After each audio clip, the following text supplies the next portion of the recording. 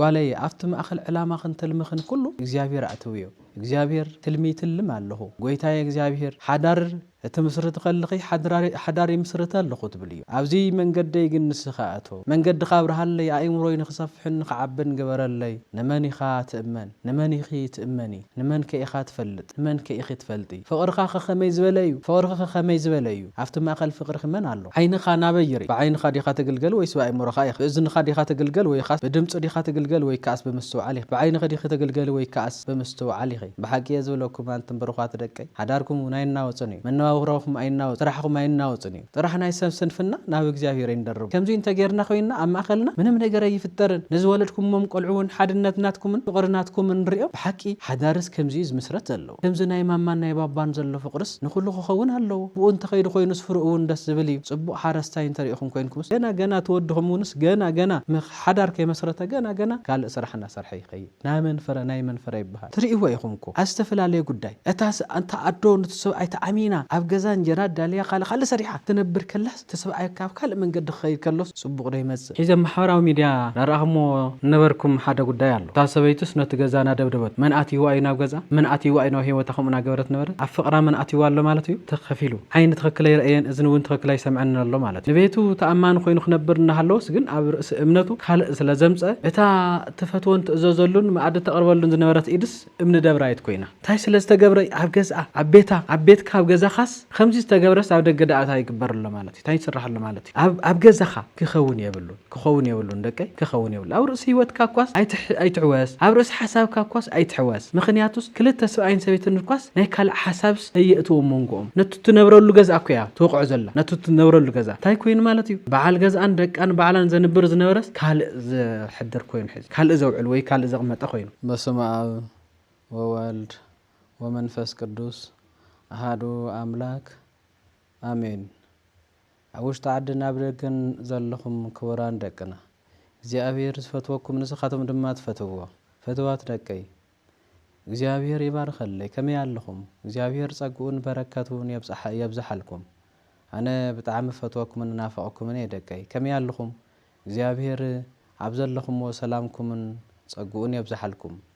ኣብዚ ሓዚ ሰዓት ድማ እግዚአብሔር ብዝህበናን ብዝገልጸልናን ቃል እንዘራረብ ኢና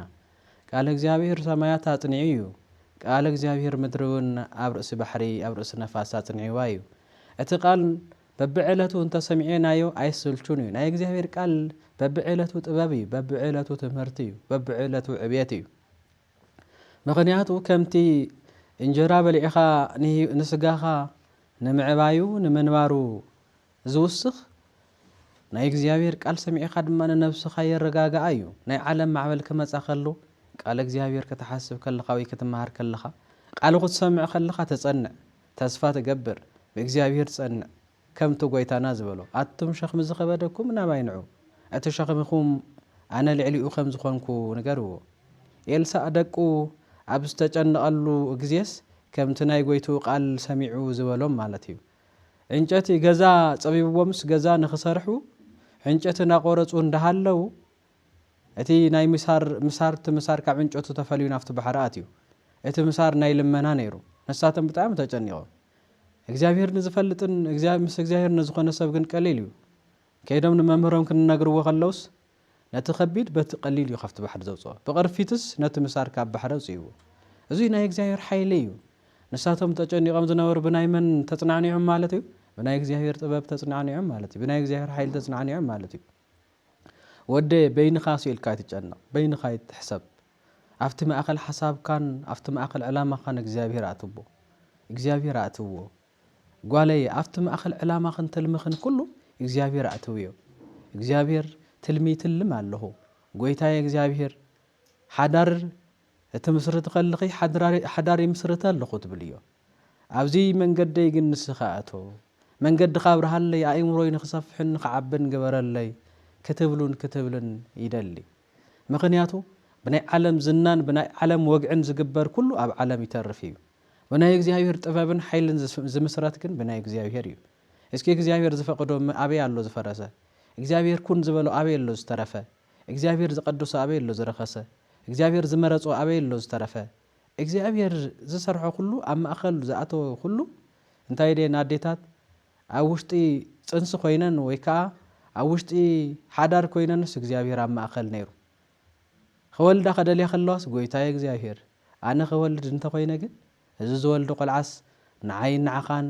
ንቤተ ክርስቲያንን ንህዝቡን ዘገልግል ይኹን ተዘይ ኮይኑ ግን ማህፀነይ ዕፀ ይብላ ነይሩ ንምንታይ ድዩ ጠቃሚ ስለ ዘይኮነ እኮ እዩ ጠቃሚ ስለ ዘይኮነ እዩ ስለዚ ሎማዓንቲ ንዝራረበሉ ድማ ንመን ኢኻ ትእመን ንመን ኢኺ ትእመኒ ንመን ከኢኻ ትፈልጥ ንመን ከኢኺ ትፈልጢ ፍቅርኻ ከመይ ዝበለ እዩ ፍቅርኻ ከመይ ዝበለ እዩ ኣብቲ ማእኸል ፍቅሪ መን ኣሎ ዓይንኻ ናበይ ይርኢ ብዓይንኻ ዲኻ ትግልገል ወይስ ብኣእምሮኻ ኢኻ ብእዝንኻ ዲኻ ትግልገል ወይ ካስ ብድምፂ ዲኻ ትግልገል ወይ ካስ ብምስትውዓል ኢኻ ብዓይንኻ ዲኻ ትግልገል ወይ ካስ ብምስትውዓል ኢኺ ስለ ረእኽዮ ስለ ዝረእኽያ ዲኺ ትግልገልዮስ ወይ ናትኪ ወይ ናትካ ትኾንስ ወይ ከዓ ዝተውዒልካስ እዙይ ንእግዚኣብሔር ዝተኣመነ እዩ ንእግዚኣብሔር ዝተኣመነ ስለ ዝኾነ ንዓይ እውን እሙን እዩ እዚኣ ንእግዚኣብሔር ዝተኣመነት እያ ንእግዚኣብሔር ዝተኣመነት ስለ ዝኾነት ንዓይ እውን እምንቲ እያ እዚኣ እግዚኣብሔር ትፈልጥ እያ ንእግዚኣብሔር ስለ ትፈልጥ ንዓይ እውን ትፈልጠኒ እያ እዙይ ንእግዚኣብሔር ይፈልጥ እዩ ንእግዚኣብሔር ስለ ዝፈልጥ ንዓይ እውን ይፈልጠኒ እዩ ዝብል ዝተኣመነ መነባብሮ ዶ ትመስረት ኣለኹም ደቀየ ብልምዲ ኣካል ድዩ ኣካልካ ዓብዩስ ዓቕሚ ኣዳም በፂሑ ዓቕሚ ሄዋን በፂሓ ብዝብል ምፅማድ ዲኹም ትፅመድ ዘለኹም ዓይንኻ ኮንትሮል ጌርካዮ ዲኻ ዓይንኻ ኣሊኻዮ ዲኻ ወኒንካዮ ዲኻ ዓይንኻ ኣብ ዝረኸቦ ከይዓልብ ጎይታ ኮኑ እዩ ዓይኑ ርኡ ዝተመነየ ኣመንዘረ ዝበሎ ኮኑ እዩ ዓይኒ ከቢድ እዩ እዝን እውን ከቢድ እዩ ተዘይ ኣሊኻዮ ተዘይ መሪሕካዮ ናብ ዘይኮነ ነገር እዩ ዘእትወካ ስለዚ ብናይ ዓለም ፍልስፍና ጥራሕ ዲኻ ትምራሕ ዘለኻስ ኣብቲ ፍልስፍና ስፒሪቹዋል ትገብሮ ኣለኻ ኢኻ መንፈሳዊ ትገብሮ ኣለኻ ኢኻ ኣከያይዳኻ ከመይ እዩ ላይፍ ዝበሃል ኒ ላይፍካ ከመይ ክኸውን ከሎ እዩ ፅቡቕ ዝኸውን እዚታት ኩሉ እንዳስተውዓልና እንተጌርናዮ ብሓቂ ዝብለኩም አንተም ብሩኻት ደቀይ ሓዳርኩም ናይናወፅን እዩ መነባብሮኹም ኣይናወፅን እዩ ስራሕኩም ኣይናወፅን እዩ ጥራሕ ናይ ሰብ ስንፍና ናብ እግዚኣብሔር ይንደርቦ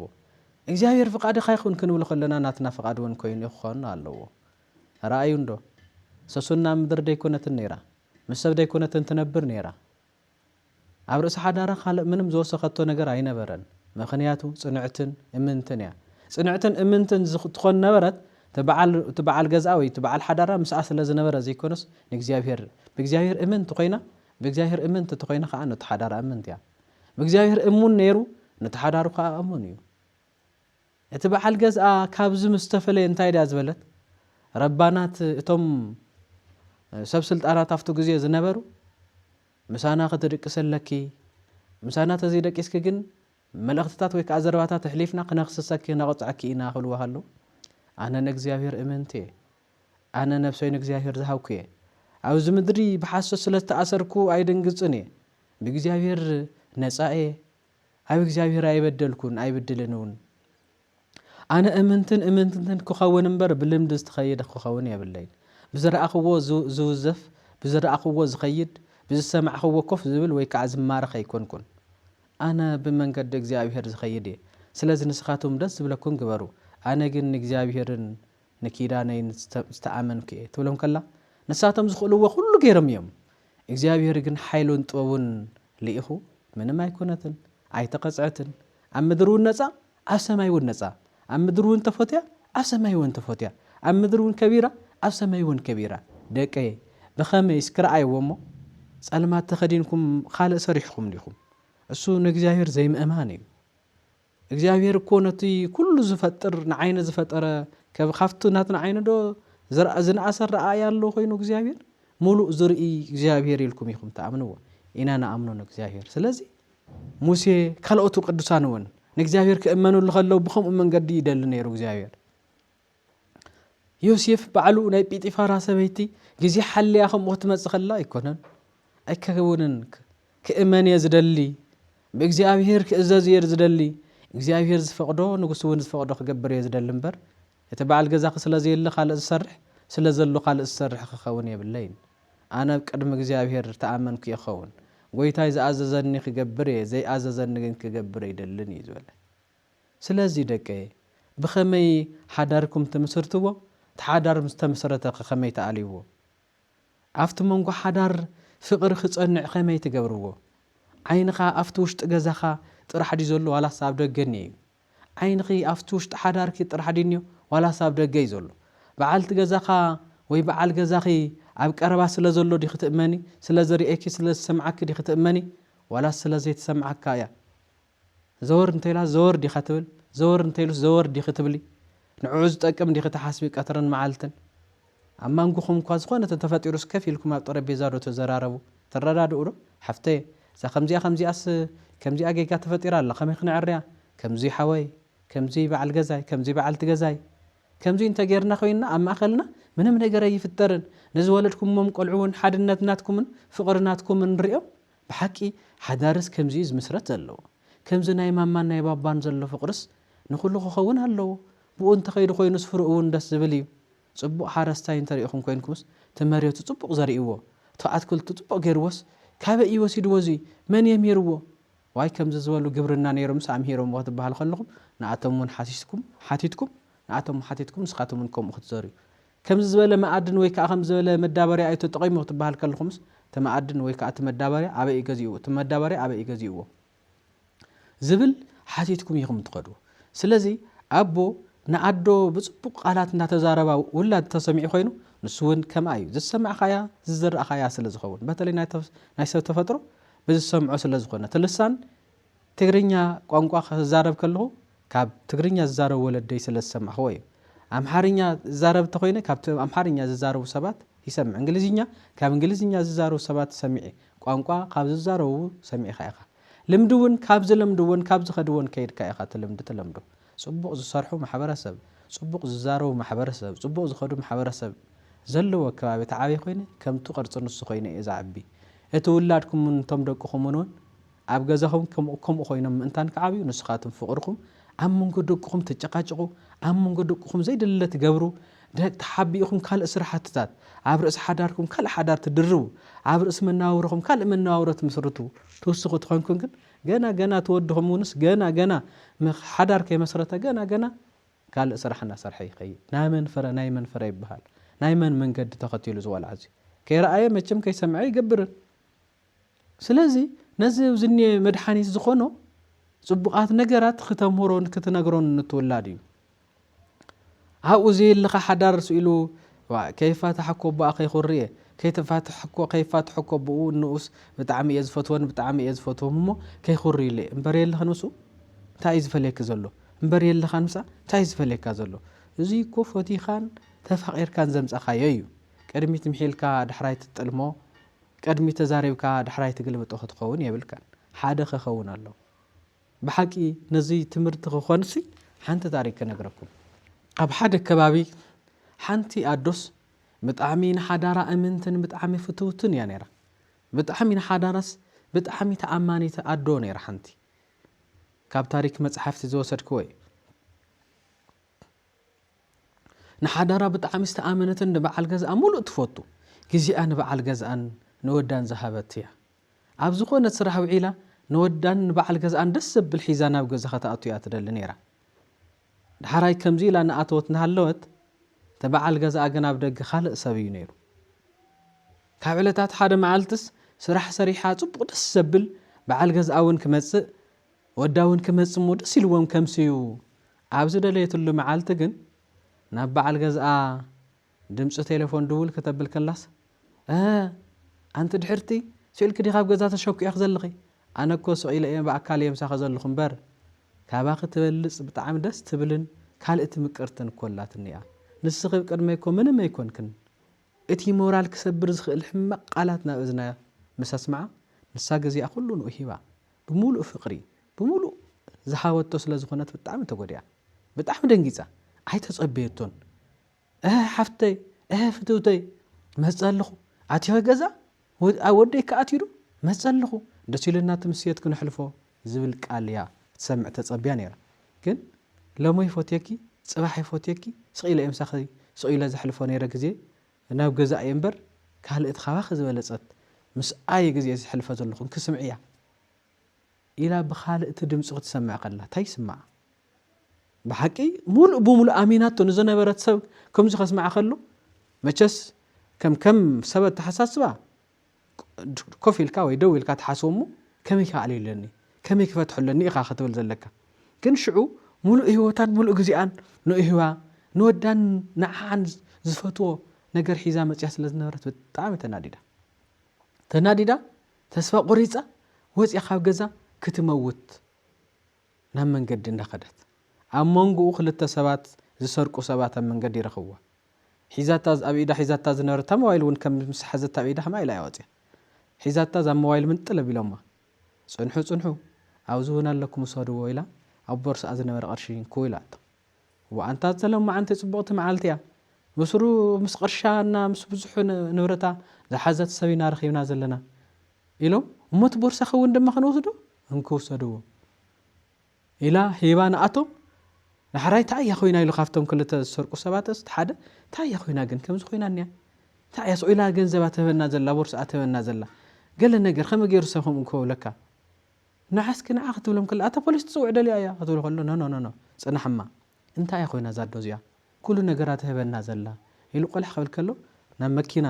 ከተርገጽ ክትመውት ተስፋ ቆሪጻ ስለ ዘላ ክትኣት ምስ ፈለት ሓደ ናብ ወይ ኸይዱ ካፍቲ መኪና ስሕብ ቢለውጽዩ ዓይን ይብል ክንዲኺ እዝኒ ኸይሰምዕ እንዲ ምስ በላ ናተይ መንባር ትርጉም የብሉን ክነብረሉ ዝመረጽክዎ ሰብ ምሳይ ክነብር ተዘኪኢሉ ህይወተይ ዘበላሽ ክኸውን ተኾይኑ ኣነ መንባረይ ታይ ትርጉም ምስ በለቶ ኣይኮነን ኣይትጋገይ ኢልዋ ካብኡት ሓደ ኣብ ገዛ ኸኒ ክዶ ንብረት ሓደ ተኻልኣይ ማለት ኣብ ገዛ ኸለክ ክዶ ንብረት ወለኒ ህንወስዶ ደሞስለ ንዕሰድዎ ናብ ገዛ ኸይድ ምስ በሉ እቲ ሓደ ምስ ልቡ ናብ ልቡ ተመሊሱ እዩ ናታ ዝመስል ህይወት ዝገጠሞ ሰብ ስለ ዝኾነ ተሓደ ክሰርቕ ኢሉ ናፍቲ ሓደ ገዛ ክእቱ ከሎ ተሓደ ዕጾ ቢልዋ ካብኡ ስምዕስካ ሓፍተይ ንምንታይ ከምዚ ትገብር ኽኢልኪ ምስ በላ ኣይ ስምዓዮ ስኪላ ሞባይሉ ደውል ኣቢሉ ኣስሚዓቶቱ ዝደወልላ ሰብኣያ ዝሓፍተይ እዚ ወድኺ ብዘይናዓኺ ህይወት የብሉን እዚ ወድኺ ብዘይናትኪ ፍቕሪ ክነብር ኣይክልን ምኽንያቱ ኣነ ኢልዋ ኣቦይንነይን ኣብ ቁልዕነተይ ግዜ ተፈላለዮምስ ዓሪፎም እዮም ንኣቶም ብምስ ኣነይ ናብ ጎዳና ወፅየ ከምዚ ሕዚ ትርኢነ ዘለኸ ህይወት ዝነብር ዘለኹ ኣቦይንነይን ብዘይምንባሮም እዩ ኣቦይንነይን ተዝነብሩ ግን ብስርዓቱን ብመንገድን ቀፂዖም ኣልዮም ናብ ስርዓቱ ክእትውነ ነይሮም ሞ ጽቡቕ መንገዲ ይኸድ ነይረ ስለዚ ነዚ ወድኺ ተነይርክልኮ ንስኺ ንወድኺ እኮ ብጣዕሚ ዓባይ ፀግዒኺ ወድኺ ምፅኢሉ ገዛር ይኾነ ዝረክብስ ንዓኸ እዩ ዝረክብ ስለዚ ንወድኺ ክትነብርሉ ይግባእ እዩ ካብ ናተይ ህይወት ተምሃሪ ምስ በላ ኣሃ ለካም ንወደይ እውን ክነብረሉ እየ ዘለኒ ኢላ ተመሊሳ ንዑ መስጊና ምንባር ጀሚራ ማለት እዩ እዚ ሰብ እዙይ ስለ ዝረኸበት እያ እምበር ንሳ ክትመውት ነይራ ማለት እዩ ብሰብኣያስ ናብ መኪና ተረጊፃ እቲ ሰብኣይ እውን ናብ ካልኦት ሰበይቲ ኸይዱ እቲ ቆልዓ መንጎታ ይኸውን ከምቲ ቆልዓ ዝበሎ ናይ ጎዳና ተመሓዳሪ ኣብ ዘይድለ ስራሕ ዝነብር እዩ ክኸውን ነይሩ ስለዚ ብሓቂ ሓዳር ክምስረት ከሎ ብሓቂ ክምስረት ኣሎ ኣብ ርእሲ ሓዳር ኣይትረብን ኣብ ርእሲ ሓዳር ካልኦት ሰበይቲ ኣይድረብን ብሕጊ ቤተ ክርስቲያንም ብሕጊ ማሕበረሰብም እዚ ጽቡቕ ኣይኮነን ጽቡቕ ህይወት ኣይኮነን ዘምጽ ስለዚ ኣብ ርእሲ ሓዳር ካልእ ሓዳር ኣብ ርእሲ ፍቕሪ ካልእ ዓይነት ፍቕሪ ይሉ ዝምስረት ፍቕሪ ኣይኮነን ልምዲ ካልእ መንገዲ ስለ ዝኾነ ዓይንኻ ኣሊኻ እዝንኻ ኣሊኻ መንገድኻ ኣስተኻኺልካ ኣብ ሓደ ክትነብር እዩ ስለዚ ንእግዚኣብሔር ትእመን ተኾይንካ ንሓዳርካ እውን ትእመን ኢኻ እዚ ናይ ምንታይ ጎደሎ እዩ ንእግዚኣብሔር ብልምዲ ኢኻ ዓቢኻ ኢኻ ኣካል ናብ ሓደ መጺኻ ዘለኻ እምበር ናይ እግዚአብሔር ስርዓት ይፈለጥካን ዘለኻ ማለት እዩ ናይ እግዚአብሔር ስርዓት ይፈለጥክን ዘለኻ ማለት እዩ እምበር መጀመርያ እዚ መሰረቱ እዚ መሰረቱ ኮይታና እግዚአብሔር እዩ ክበዝሕ ዝደልዮ ዝነበረኩ ኣዳም ነይሩ ብዛሕ ተባዛሕ ዝበለኩን ኣዳም ነይሩ ግን ሓደ ኣዳም ሓንቲ ሄዋን ሓደ ኣዳም ሓደ ሓሳብ ሓደ ምቕሪ ሓደ ሓሳብ ሓደ ፍቕሪ ሓደ ካይዳ ሓደ ዘርኢ ክኾኑ እዩ ዝደለየ እግዚአብሔር በቲ መንገዲ ንሱ ዝኸደ ኣብ ሓንቲ ዝኾነ ነገር ሓንቲ ተሓሳስባ ሓንቲ ካይዳ ሓንቲ ፍቕሪ ስለ ዘላቶ እያ ተዘይለ ግን ብድምፂ ብእዝኒ ብምርኣይ እንዳበልካ ኣብዚ ሓዳር መስሪትካ ንሃለኻ ኣብ ካልእ ዕንክሊ ትብል ትኾንካ ግን ጉድኣት እዩ ንዓኻ እውን ኣይጠቕመካን ንኻልእ እውን ኣይጠቕሞን ጽቡቕ ዘይኮነ ኣካያይዳ እዩ ዝኸውን ስለዚ ወደየ ደቀየ ንምንታይ ከምዚ ዝብል ዘለኹ ዝተፈላለዩ ነገራት ናበዝሕ ክኸድ ከሎ ሓዳር ዳተወሰኸ ክኸድ ከሎ ካልኦት ፀብእታትን ካልኦት ባእስታትን እዩ ናምፀ ዝኸድ ምኽንያቱስ ተሓደውን ነቲ ሓደ ዘይሃብካኒ ተሓደውን ነቲ ሓደ ዘይወረስካኒ ተሓደውን ነቲ ሓደ ዘይካፍልካኒ ዝብል ይመጽሙ ዘይተደለየ ነገራት ይፍጠር ትርእይዎ ይኹምኮ ኣስተፈላለየ ጉዳይ እታስ ኣንተ ኣዶ ንትሰብኣይ ተኣሚና ኣብ ገዛ እንጀራ ዳልያ ካለ ሰሪሓ ክትነብር ከላስ ተሰብኣይ ካብ ካልእ መንገዲ ክኸይድ ከሎስ ጽቡቕ ዶ ይመጽእ ጽቡቕ ይመጽእ ብኡ ዝመጸ ባዕሎም ንባዕሎም ምባኣስ ባዕሎም ንባዕሎም ምቀታል ባዕሎም ንባዕሎም ንምጥፋእ ብዙሕ ዘይድለ መንገድታት ይፍጠር እሞ ሓንቲ መንገድን ሓንቲ ህይወት እንተልያ ኮይና ግን እዚ ጉድኣት የብሉን እግዚአብሔር እውን ደስ ይዝብሎ ብሓደ ኮይንካ ኢኻ ትጽልይ ብሓደ ኮይንካ ኢኻ ተመስገን ንኡዩ ሐዋርያ ቅዱስ ጳውሎስ ታይድ ዝበለ ዘኣፍቀረ ብእሲቶ ርእሱ ኣፍቀረ ንበዓል ትገዝኡ ዝፈትውስ ንበዓል ይፈትዩ ተኣካል ናይ በዓል ትገዝኡስ ናቱ ኣካል እዩ ናቱ ኣካልስ ናይ በዓል ትገዝኡ ኣካል እዩ ሓደ ኣካል ሓደ ሓታ ሓሳስባ رأي وندو تفطرو ناس كرأيو كلتا عين لنا نايخلتا عين نحبرة تسكرأيو كلتا عين الناس بعلنا أي الرأيان ين نجرجن حدا رأيوتنا أي مرة نايهبا كلتا أذن ناس كرأيو كلتا أذننا بسرعة الرأيان أي ما عدوانون إنه بين نبوتا ينزل الله كن حدا دمتت بوشتي حدا دمتتنا أي مرة هبا كلتا إيد لنا تن كلتا إيدنا بحدا ينسرها بحدا نجر حافظ بيننا حدا نجر ياليا كلت أجر لنا تن كلت أجرنا تحنت خوف كلية تحنت دو كلية لا يموتشو أي يموتشون تحنت خير دي تحنت ترفيه لا يموتشون السرار حن بحد النتي كلت أنا يفنجا برلنا حنتي أير سحبي حنتي أير يسحبني لن ويدم حنتي ألا أير كبيرنا وخال يبال كبل يخد أي كل حنتي أير نتهيوت نتستنفات يهب يمجب كم تستسر حلو مالتي سلازي كوران دك إجزاهير تفطرو خمزيلو معريغو زني بإجزاهير يو نحنا دما بخم أخن نبريو عفت أطرانا إجزاهير كسرحنا خلو عين خيبنا خلو خنريقلو إذن خيبنا خلو كن سمعلو يركبنا خلو كن مسوات خنقربلو خندسلو خنصليلو خنصرحلو إذن وين كن سمعلو يقرون كن كسقسلو سلازي فتواتنا إجزاهير دكي نإجزاهير أمونات انتخينا نخوينا نستفلالي هوتون أموناتنا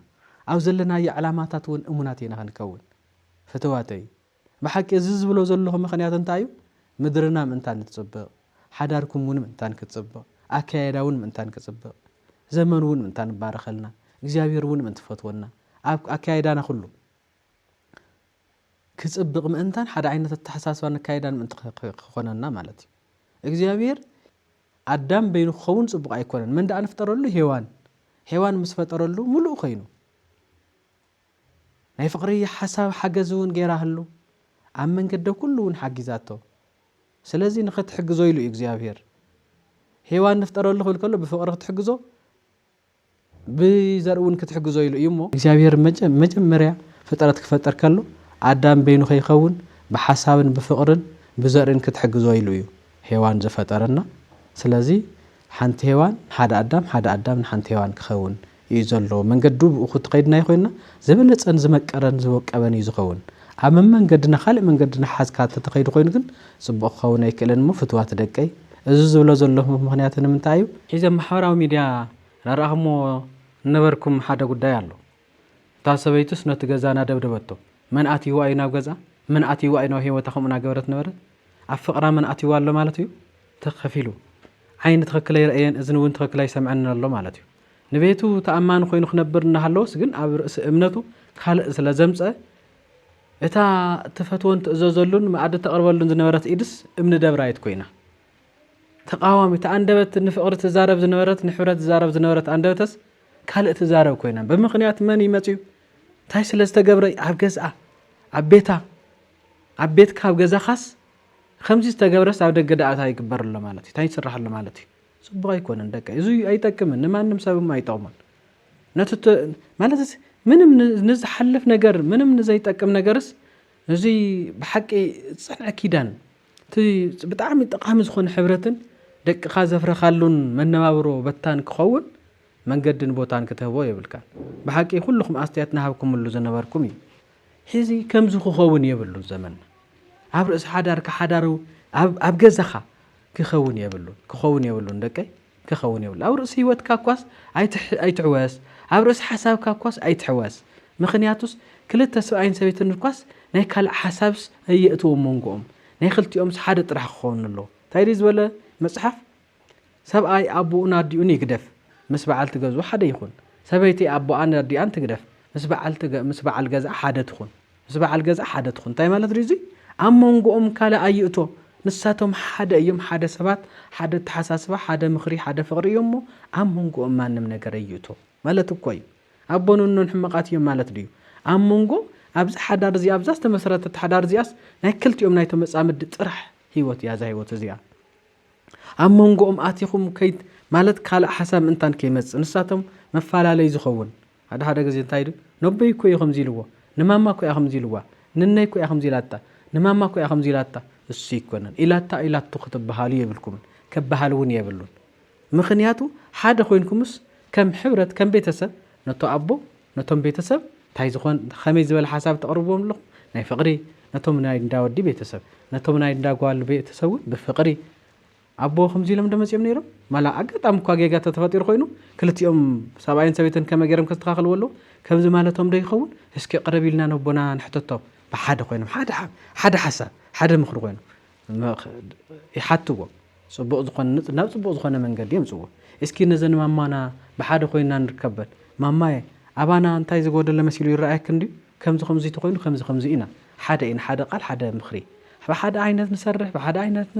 نمصوت كو نمصوت تخوي الناس كمزي اجرنا بحدينا ناب بيت كريستيان ون كنكيد كو تخوي الناس بحد خوينا تمخيرنا هنا اب غزي صوم كون خنفلالت خوي الناس تمخاخيرنا تفقاقيرنا نينا ماماي ابجي انت حساب اللاتن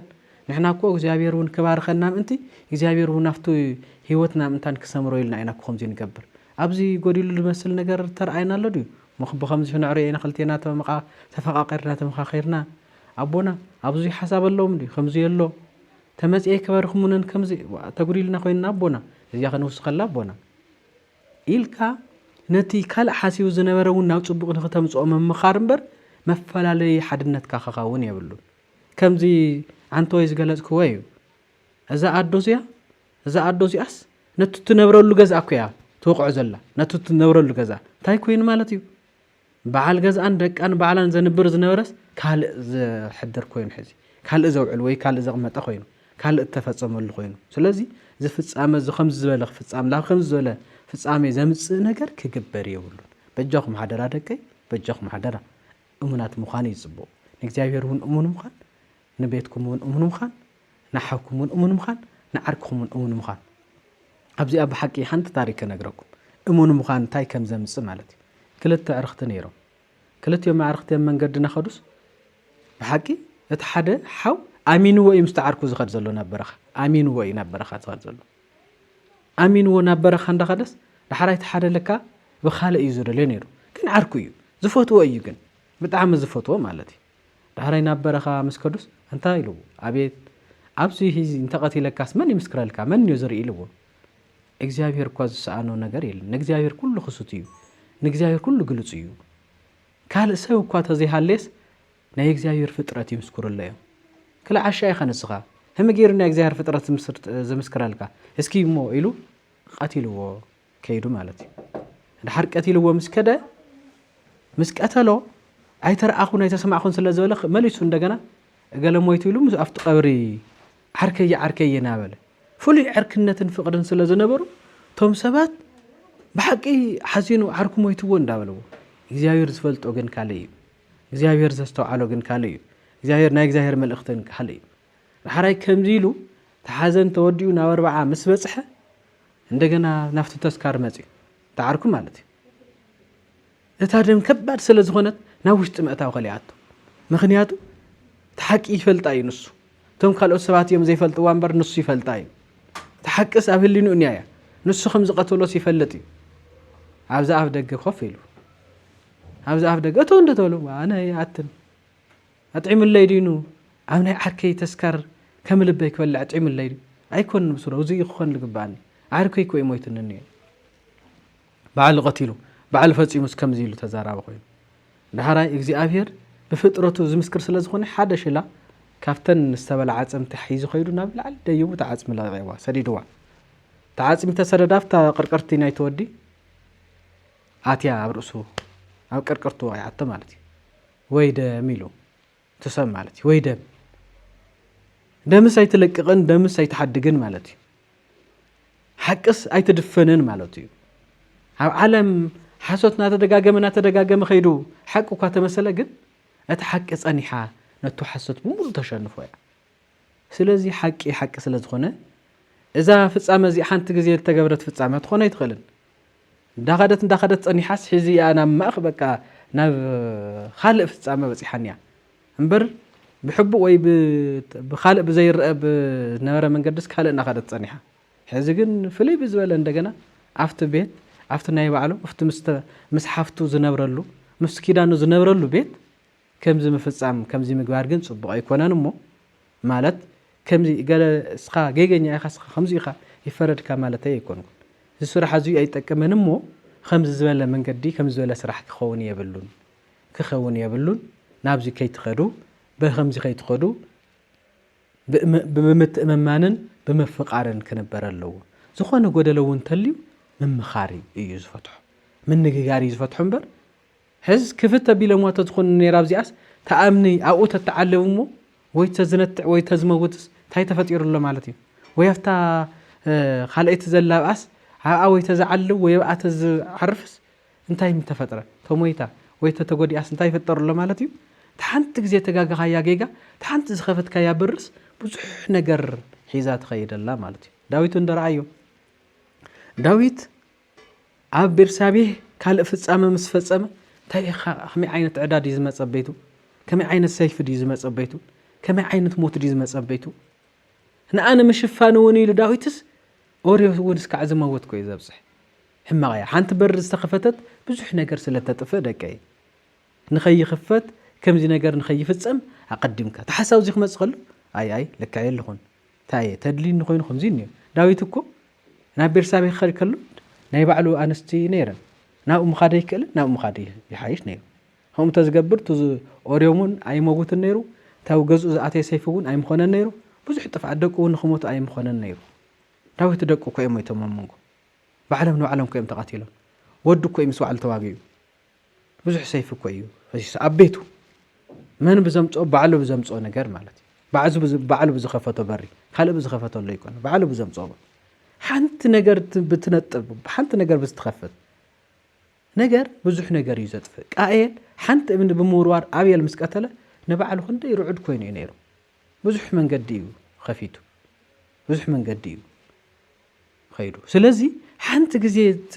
صبغتي صبغنا وسخت يا تخيل حدا جزي زمت طفاتك بزح نجر يلا تفلك ليش تنحوي ودور كفه بالوا ليش تنحوي بدور كفته بالخما بمول ودور اطفئات تتحدر يا تطفوا يا انا نددت نتقصصلت يا تقد نقنصت يتقدن يا دقي سلازي ليش تنطفات بزح سلتمص معقام مرددا مقطاب يدليو هاو እንደ ሃለኻስ ካልእኽት ውስኽ ዘይመድላይ ሓንቲ ኣብናይ ኣርጋኖን መጽሐፍ ዝተጻሕፈት ጽሕፍተላ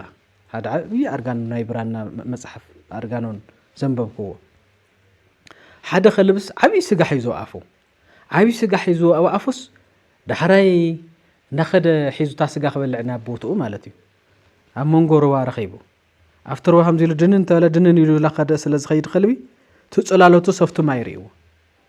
تأو أفو زلك يبلعس كهلا خوسخ مالتيو مالت خلي بحنت إيد حز بتأفو إيد حز خمزي غيرك حزفت ما يزلو خالق مسيلوه تأو أفو زنارت ونفت ما كيدا كلن سينوه هتيس لالو تيزنا برنبر جبت أيكون سلازي زحس كايو نجر زي شنفكا زحس كايو نجر زي استغخلكا زحس كايو نجر كي عوت كاس كهلا نجر موسخ طفات موسخي موت موسخي سلمات موسخي تسألام تبرهان متفاعل سلازي سان لتش مبرح سان لتش مولع بزوحات نجارات متفاعل يدل سلازي بز من قد زيون بز من قد زيون كقطب الله كإلا الله كمكر الله ناو صبوه ما تصلوا ناو سلامه ما تصلوا زيجن كيدقة مجزاهير بمحرتون برديئتون يحلونا دقيق زاهير يبارخ الله